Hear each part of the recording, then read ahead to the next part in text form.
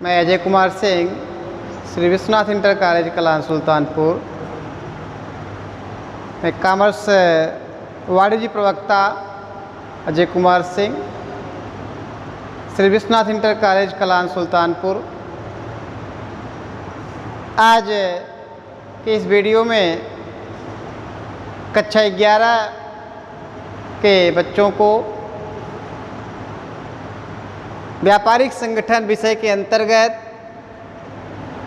उनका अध्याय है व्यावसायिक संगठन का अर्थ, प्रकृति, क्षेत्र, महत्व, जिसके अंतर्गत सबसे पहले हम चर्चा करेंगे मानवीय क्रियाएं।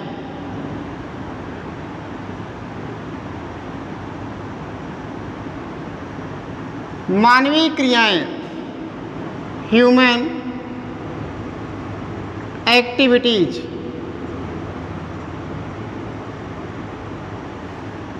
मानवीय क्रियाएं, देखिए बच्चों, प्रत्येक मनुष्य कुछ न कुछ कार्य करता रहता है, किसी न किसी कार्य में वह संलग्न होता है। हम मानवीय क्रियाओं को दो भागों में डिवाइड करते हैं, जैसे कि फर्स्ट होता है आर्थिक क्रियाएं, इकोनॉमिकल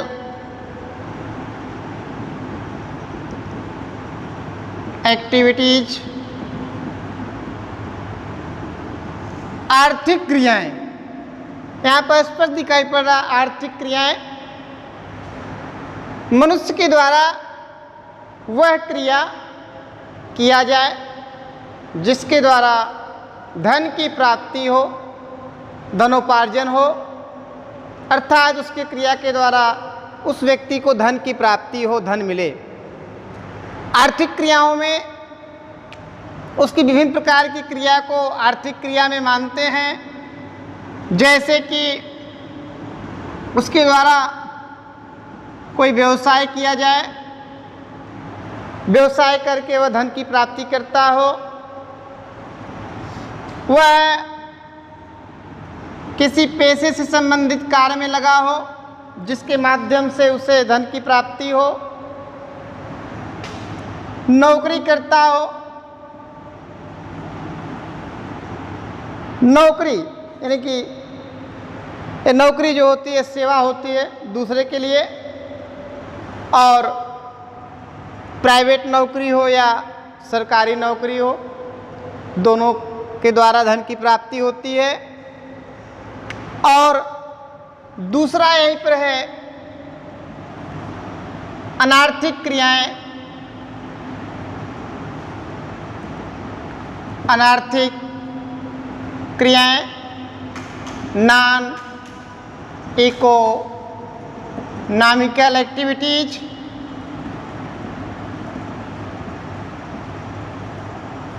नॉन इकोनॉमिकल एक्टिविटीज, अनार्थिक क्रियाएं। मनुष्य की कुछ क्रियाएं ऐसी होती हैं जिसके द्वारा उसे धन की प्राप्ति तो नहीं होती, लेकिन आत्मसंतुष्टि उसे होती है। जैसे वह देश सेवा कर रहा हो,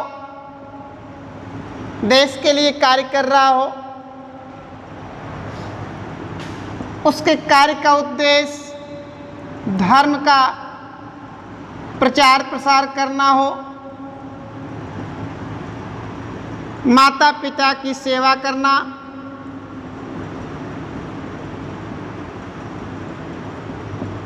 पूजा पाठ करना,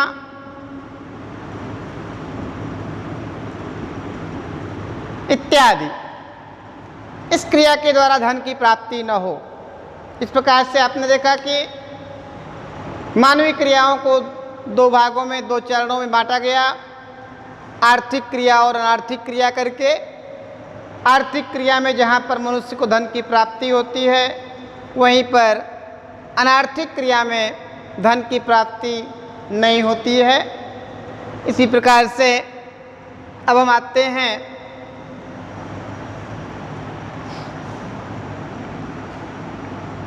अभी आपने देखा कि मानवीय क्रिया को दो भागों में बांटा गया, आर्थिक और अनार्थिक करके।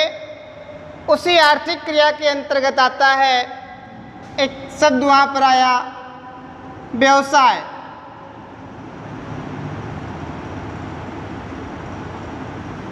जिसको अंग्रेजी की भाषा में कहा जाता है बिजनेस। बिजनेस को यहाँ पर सबसे पहले परिभाषित किया जाएगा। वास्तव में व्यवसाय होता क्या है? तो व्यवसाय शब्द का निर्माण या व्यवसाय शब्द यह अंग्रेजी शब्द बिजनेस का हिंदी रूपांतरण है। बिजनेस शब्द जो है वह बिजी से बना हुआ है, जिसका आशय होता है व्यस्त रहना। बिजी का मतलब व्यस्तता से होता है। मनुष्य का किसी न किसी कार्य में व्यस्त रहना, लेकिन यहाँ पर व्यस्त रहने का उद्देश्य होता है कि उसके द्वारा धन की प्राप्ति किया जाए, धन कमाया जाए। यानी मनुष्य किसी ऐसे कार्य में व्यस्त रहे जिसके द्वारा उसे धन की प्राप्ति हो। जैसे कि एक किसान के द्वारा खेती का कार्य किया जाता है और हलवाई के द्वारा मिठाइयाँ बनाने का काम, मोची के द्वारा जूते चप्पल बनाए जाते हैं। इस प्रकार से विभिन्न क्रियाएं इस श्रेणी में रखे जाते हैं। अध्यापक द्वारा स्कूल में बच्चों को पढ़ाना, कारखानों द्वारा विभिन्न प्रकार की वस्तुओं का निर्माण करना, उद्योग धंधों को वित्त प्रदान करना, वस्तुओं को उत्पादन के साधन से स्थान से उपभोग के स्थान पर पहुंचाना, ये सारी क्रियाएं व्यवसाय में शामिल की जाती हैं। अर्थात इस प्रकार से कहा जा सकता है कि व्यवसाय का क्षेत्र बड़ा ही व्यापक होता है। इसी को लेकर के श्री व्हीलर महोदय ने कहा है, मौसम की भांति व्यवसाय सदैव हमारे साथ रहता है। व्यवसाय के अंतर्गत व्यापार, वाणिज्य, उद्योग,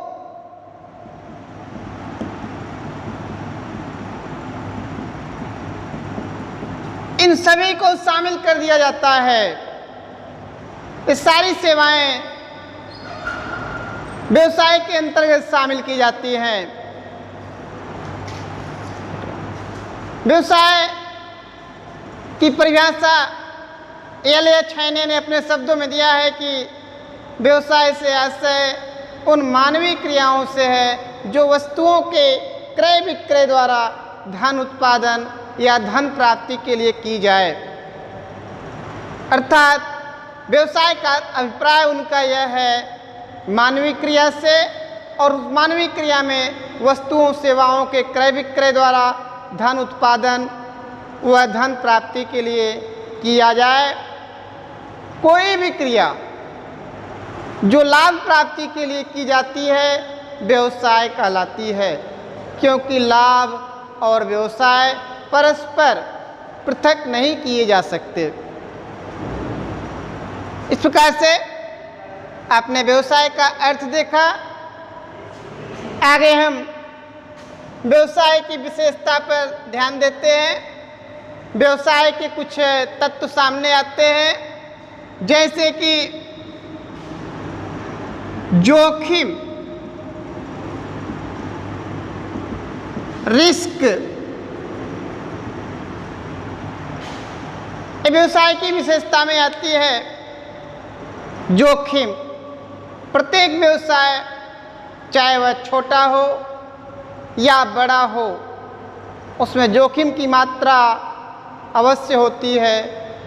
हाँ, कुछ व्यवसायों में जोखिम की मात्रा कम होती है, तो कुछ व्यवसायों में जोखिम की मात्रा अधिक होती है। व्यवसाय का उद्देश्य लाभार्जन करना होता है, परंतु लाभ के स्थान पर हानि भी हो सकती है। तो व्यवसाय में लाभ और हानि दोनों जो है एक ही सिक्के के दो पहलू हैं। अर्थात जैसे कि एक सिक्का आप उछालें तो उसमें हेड और टेल आने की संभावना क्या होती है बच्चों? तो आपका उत्तर होगा 50-50%, यानी कि लाभ भी हो सकता है, हानि भी हो सकता है, हेड भी आ सकता है, टेल भी आ सकता है। तो लाभ हानि की जो अनिश्चितता होती है इसी को हम जोखिम कहते हैं, और इस जोखिम उठाने वाले व्यक्ति को साहसी कहा जाता है। तो व्यवसाय की विशेषता में होता है जोखिम। दूसरा हमारा इसी में आता है विनिमय तत्व। विनिमय तत्व, एक्सचेंज एलिमेंट्स, एक्सचेंज एलिमेंट्स, विनिमय तत्व। व्यवसाय में वस्तुओं के विनिमय पर आधारित चूंकि होता है व्यवसाय, और क्रय विक्रय में ही व्यवसाय का सार है। यदि किसान, कृषक अपनी आवश्यकता की पूर्ति के लिए अनाज का उत्पादन करता है तो यह माना जाता है कि उसकी क्रिया व्यवसाय नहीं होती है। लेकिन जब वह अपने लिए ही नहीं बल्कि बेचने के उद्देश्य से भी अनाज का उत्पादन करता है तो निश्चित है कि उसकी क्रिया व्यवसाय के श्रेणी में आती है। यानी कि व्यवसाय में लेन देन का होना आवश्यक होता है। व्यवसायिक क्रियाओं का मुख्य तत्व वस्तुओं और सेवाओं का क्रय विक्रय, हस्तांतरण अथवा विनिमय करना है। तीसरी विशेषता है वस्तुओं और सेवाओं का लेन देन। वस्तुओं और सेवाओं का लेन देन, dealing in goods and services. व्यवसायिक क्रिया की तीसरी विशेषता होती है वस्तुओं और सेवाओं का लेन देन।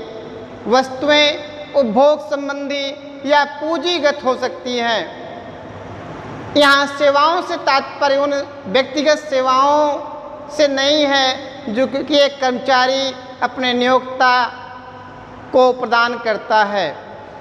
ऐसी सेवाएं नौकरी के वर्ग में शामिल की जाती हैं, व्यवसाय में नहीं। व्यवसाय में जो सेवाओं का अभिप्राय होता है उन्हें अमूर्त व अदृश्य सेवाओं से है, जो व्यक्तिगत रूप से, व्यवहारिक रूप से ग्राहकों को प्रदान की जाती है, जिनका न तो संचय किया जा सकता है, जैसे कि बिजली है, पानी है, गैस है, बीमा है, परिवहन है, गोदाम है और बैंकिंग सेवाएं हैं। इसके बाद नेक्स्ट इसी में आता है लेन देन में नियमितता। लेन देन में नियमितता, कोई भी क्रिया व्यवसाय तभी कहलाती है जबकि उसमें जो लेन देन हो रहा है उसमें नियमितता हो, यानी रेगुलरिटी हो।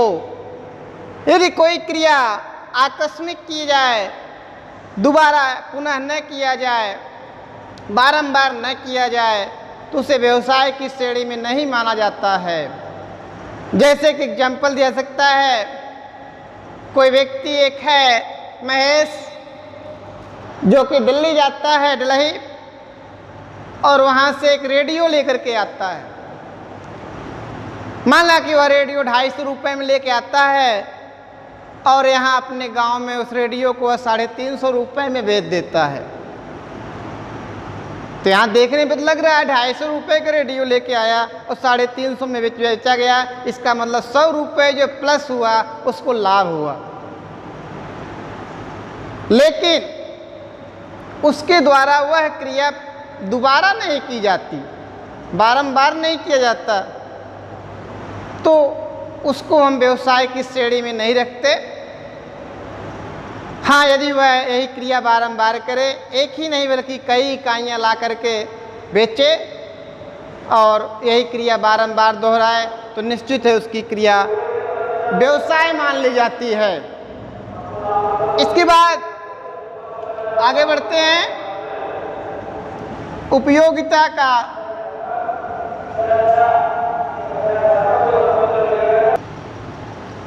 फिर आगे आप देखते हैं उपयोगिता का सृजन, क्रिएशन ऑफ यूटिलिटी। व्यवसाय के अंतर्गत किसी भी वस्तु की उपयोगिता में वृद्धि होती है और उपभोक्ताओं को भी लाभ होता है। व्यवसाय प्रकृति प्रदत्त पदार्थों में उपयोगिता का सृजन करता है और यह उपयोगिता रूप परिवर्तन द्वारा, स्थान परिवर्तन द्वारा, स्वामित्व परिवर्तन द्वारा किया जाता है। उपयोगिता सृजन करने की क्रिया अनेक व्यक्तियों को रोजगार मिलता है और अंततः संपूर्ण राष्ट्र को इसका लाभ मिलता है। आज के इस वीडियो में बच्चों व्यवसाय की विशेषता में आपने देखा जोखिम, विनिमय तैत, वस्तुओं और सेवाओं का लेन देन में नियमितता का होना, उपयोगिता का सृजन होना। से सब अगले वीडियो में आपको दिखाया जाएगा। धन्यवाद।